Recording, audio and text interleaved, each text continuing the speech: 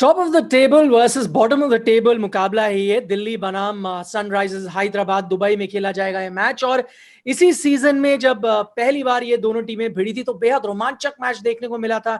Super over में वो match गया था और सुपर ओवर की आखिरी गेंद में दिल्ली कैपिटल्स ने वो मैच जीता था। तो सीजन 14 के एपिसोड 2 में भी कुछ वैसा ही मुकाबला देखने को मिलेगा। इस पे हम चर्चा करेंगे। आप देख रहे हैं ESPN cricket info T20 time out.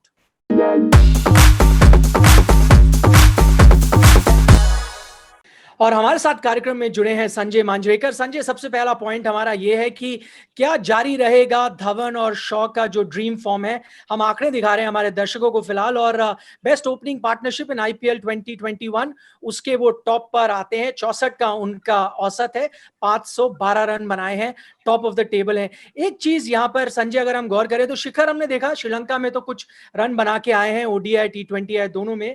पृथ्वी उतने फॉर्म में नहीं थे और फिर खेले भी नहीं काफी, क्योंकि इंग्लैंड चले गए तो आराम कर रहे थे। कैसा लगता है आपको ये जोड़ी कैसे जाएगी?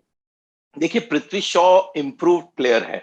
पिछले IPL जो पहला हाफ था जो हमने देखा, वहां पर नजर आया उनका जो बैटिंग में थोड़ा सा बदल आ गया। कहीं ना कहीं देख के तो ऑब्वियसली लगता नहीं, लेकिन लग रहा है कि थोड़ा सा अपने आप को रोक रहे हैं, या अगर शॉट मार रहे तो वो हाई रिस्क बड़े बड़े जो शॉट्स मारते थे अक्रॉस द लाइन वो थोड़ा सा कम हो गया है। तो ये बहुत ही एक अलग किस्म के प्लेयर है, एक्सेप्शनल टैलेंट है, एक्स फैक्टर जो हम कहते हैं इनके बल्लेबाजी में है। तो मैं उम्मीद करता हूं कि वही फॉर्म जारी रहेगा। यहाँ पर पेस बॉलर्स थोड़ा उनको बाउंसर से ज्यादा टेस्ट करेंगे, क्योंकि हमने देखा है कि चेन्नई के खिलाफ भी अगर आप मुंबई इंडियंस की बॉलिंग याद करें तो बहुत अग्रेसिव बॉलिंग हुई थी और शॉर्ट बॉलें बहुत की थी।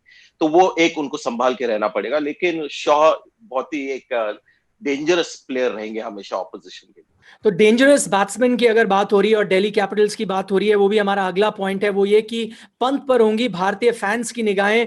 यहां पर संजय हम अपने दर्शकों को आंकड़े दिखा रहे हैं कि IPL में 2019 से पहले उनका स्ट्राइक रेट 160 के ऊपर था और 2020 से अभी हम देख रहे हैं 120 पे जाके गिर गया है। दूसरी चीज ये है, 6 हिटिंग रेशियो भी उनका कम हुआ है। हर 36 गेंदों में एक छक्का लगा रहे हैं, जो इतना अच्छा रिकॉर्ड नहीं है अगर आप सब बल्लेबाजों की तुलना करें। लेकिन आपको लगता है क्योंकि थोड़ी कप्तानी भी कर रहे थे, अब श्रेयस अय्यर आ जाएंगे तो थोड़ा फ्री होके खेल सकते हैं पंत?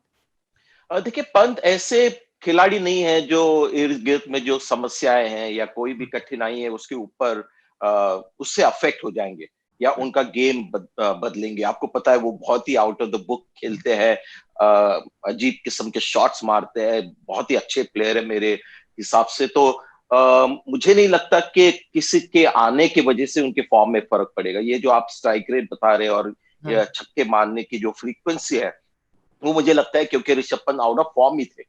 लेट्स बी फेयर, जो पहला हाफ हमने IPL में देखा वो उससे बेहतर हमने पंत को खेलते हुए दिखा है।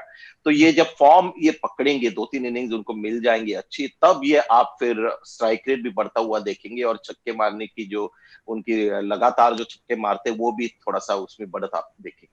दिल्ली कैपिटल से सनराइजर्स हैदराबाद की बैटिंग का अब हम रुख करते हैं। कैसे होगी श्रेयस अय्यर और डेविड वार्नर की वापसी, ये जानना चाहते हैं संजय। पहले डेविड वार्नर के यहाँ आंकड़े देख रहे हैं, उनके लिए तो हमेशा IPL के वो स्टार रहते हैं, लेकिन 2020-21 में अगर हम देखें तो यहाँ पर उनकी जो औसत है 40 के नीचे आ जाती है, स्ट्राइक रेट भी यहाँ पर कम हो जाता है। अब लेकिन क्योंकि संजय बेस्टो नहीं है तो वार्नर, जिनको कप्तानी से हटाया गया था, बाहर बैठाया गया था, उनकी ऑटोमेटिक वापसी आप देख रहे हैं या फिर जेसन रॉय पे भी पंट करेंगे? नहीं, मुझे लगता है कि एक बहुत ही सेटबैक है, बेस्ट तो नहीं है, लेकिन उससे क्या होगा, जो फॉरेन प्लेयर्स कभी कभी अनफेयरली उनको बाहर उनको रखना पड़ता था मजबूरन, जैसे केन विलियमसन को रखना पड़ रहा था, बहुत बार सनराइजर्स हैदराबाद ने उनको बाहर रखा है।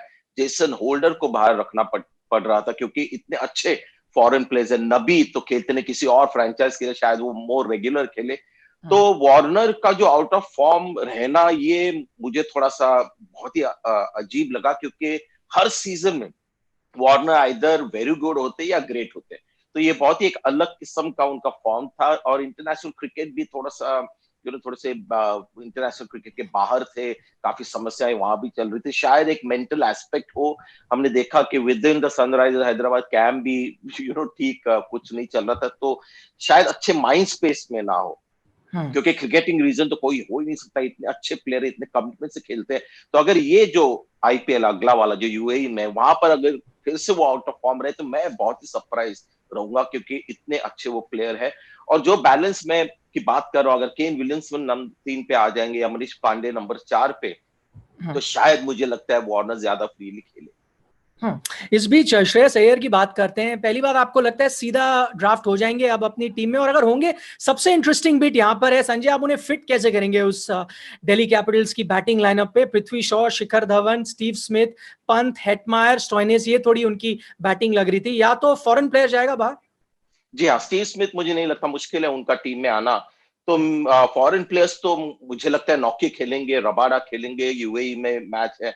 हेटमायर जिन्होंने काफी अच्छा फॉर्म दिखाया सेमीफाइनल में सीपीएल में, तो वो फॉर्म को यूज करना चाहेगी दिल्ली, वो खेलेंगे। और स्टॉइनिस उनके एक इंपॉर्टेंट प्लेयर है। तो ये 4 फॉरेन प्लेयर होंगे। तो श्रेयस अय्यर बिल्कुल नंबर 3 पे आ सकते हैं स्टीव स्मिथ की जगह, और ऋषभ पंत नंबर 4, और फिर आगे स्टॉइनिस, और अगर देखे तो हेटमायर भी है जो 5 नंबर पे खेल सकते हैं। पंत खुद 4 नंबर पे आ जाएंगे, तो बहुत ही अच्छी बैटिंग लगेगी ये।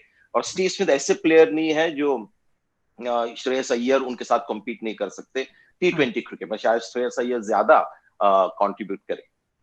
हैदराबाद की बैटिंग क्या एक बार फिर से रुक करे? टॉप ऑर्डर तो उनकी कभी भी परेशानी ही नहीं रहा, मिडिल ऑर्डर जो है वो हैदराबाद की परेशानी है। यहां पर हम जो आंकड़े देख रहे हैं मिडिल ओवर्स में, अगर आप आईपीएल में देखें तो रन रेट के लिहाज से सबसे नीचे आती है सनराइज हैदराबाद की टीम, 6.9 का अगर आप देखें, और बॉल्स पर बाउंड्री भी देखें जो रेशियो है उसमें भी वो सबसे नीचे पायदान पर है। संजय, इसको कैसे सॉल्व किया जाए? एक सजेशन कई लोगों का मानना है, शोफेन रदरफोर्ड आए हैं, सीपीएल में आउटस्टैंडिंग फॉर्म में रहे थे, अगर वो नबी की जगह आते हैं, क्योंकि विजय शंकर, केदार तो बॉलिंग ऑप्शन देते ही हैं, क्या ये एक ऑप्शन हो सकता है?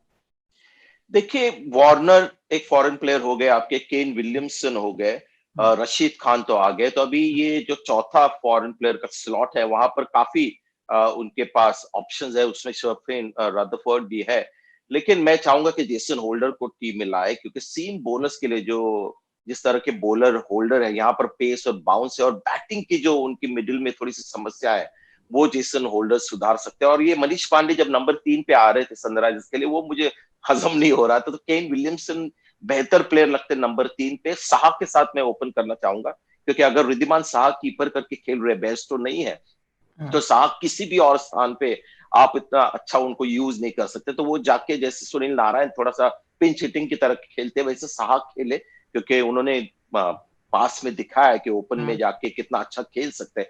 तो ये बेहतर बैटिंग ऑर्डर होगा, क्योंकि उनकी समस्या ये रही कि नंबर 1, 2, 3 के बाद फिर एकदम बिल्कुल उनके वो रूकी यंग प्लेयर्स आ जाते थे, जैसे अब्दुल समाद हो या प्रियम गर्ग हो, अभिषेक शर्मा। तो मैं चाहता हूं कि विजय शंकर वो भार संभाले, केदार जाधव थोड़ा सा वो रिस्पॉन्सिबिलिटी ले, लेकिन मनीष पांडे को नंबर 4 पे रखे, केन विलियमसन नंबर 3, और साहा और वार्नर अगर ओपन करे, तो ये मुझे लगता है बेटर बैटिंग ऑर्डर लगता है। अगर ऐसी टीम बनाते, काफी बैलेंस टीम भी नजर आएगी सनराइजर्स हैदराबाद की। आखिरी में जानना चाहेंगे, पेस अटैक की जंग सी नजर आ रही है, दोनों टीमों के पास अच्छा पेस अटैक है। एसआरएच के पेसर्स का हम रिकॉर्ड देख रहे हैं 2021 में, और एक जो खिलाड़ी है जो वैसे तो अक्सर अच्छा करता है लेकिन इस बार नहीं कर पा रहा, संदीप शर्मा का मैं यहाँ पर रिकॉर्ड देख रहा हूँ। इकोनॉमी भी बहुत ज्यादा है, विकेट भी इतने नहीं चटकाए। एक अच्छी खबर यह है कि नटराजन, मैं पढ़ रहा था, फिट है पूरी तरह से, आप उनको ले आते हैं संदीप की जगह? सीधा टीम में आ जाएंगे, और संदीप शर्मा के लिए भी मुझे लगता है जगह है, क्योंकि अगर एक लेफ्ट आर्म सीमर आपके पास आ गया है नटराजन, तो फिर और एक left arm seamer Khaleel Ahmed को लेने की जरूरत है नहीं। और संदीप शर्मा शायद इन पिचेस पे थोड़ा हमने देखा दीपक चहर ने कैसे अच्छा काम किया इन पिचेस के ऊपर, तो वो शायद संदीप शर्मा कर सकते हैं। मैं उनका हमेशा एक समर्थक रहा हूं। मुझे लगता है कि एक अच्छे बॉलर है, उनको यूज करना चाहिए। और फिर भुवनेश्वर कुमार है, और फिर नटराजन है, और जेसन होल्डर, जो मैं चाह रहा हूं कि एक ऑलराउंडर की भूमिका ले। तो ये आपके सीम बॉलर्स हो गए। जी हाँ, पेस बॉलिंग का जंग है इस कॉन्टेस्ट में, लेकिन express quick versus slow medium medium pace का कॉन्टेस्ट है, तो इसमें कौन जीतता है ये देखने को मजा आएगा। दिल्ली के पास एक्सप्रेस 3 तेज गेंदबाज मौजूद है। आखिरी में जाने से पहले ये जानना चाहूंगा, एक और वापसी हो रही है कुछ हद तक, देखिए आप वर्ल्ड T20 टीम में आ गए रविचंद्रन अश्विन, क्योंकि पहला हाफ वो छोड़ के चले गए थे, अब वो आते हैं। मैं ये जानना चाहूंगा, ललित यादव जो थे, अमित मिश्रा जो थे, जितने मौके मिले अच्छा परफॉर्म किया, उनमें से कोई बाहर किस बैठेगा तो कैसा महसूस करेंगे? ललित यादव बहुत इंटरेस्टिंग प्लेयर है, लेकिन क्या है कि बैटिंग काफी है अब दिल्ली के पास, तो शायद एक प्योर बॉलर की जरूरत है। लेकिन अमित मिश्रा और अश्विन दोनों खेल, अभी जो पिचेस हम देख रहे हैं वहां पर दो प्योर स्पिनर बहुत कम काम में आ जाएंगे। वो लेटर थोड़ा सा ड्राई जब पिचेस होंगे तब हो सकता है। तो मिश्रा और अश्विन में टॉसअप होगा, लेकिन जिस तरह का अश्विन का अभी जो स्टेटस है T20 क्रिकेट में, शायद दिल्ली उनको खिलाए। अगर आप मुझे पूछे तो रिस्क स्पिनर बेहतर एक ऑप्शन होता है, और अक्षर पटेल वैसे भी है आपके पास। तो मैं चाहूंगा कि एक मिश्रा एक प्योर रिस्क स्पिनर की भूमिका ले, और अक्षर पटेल आपके अगेन बॉलिंग ऑलराउंडर हो जाएंगे।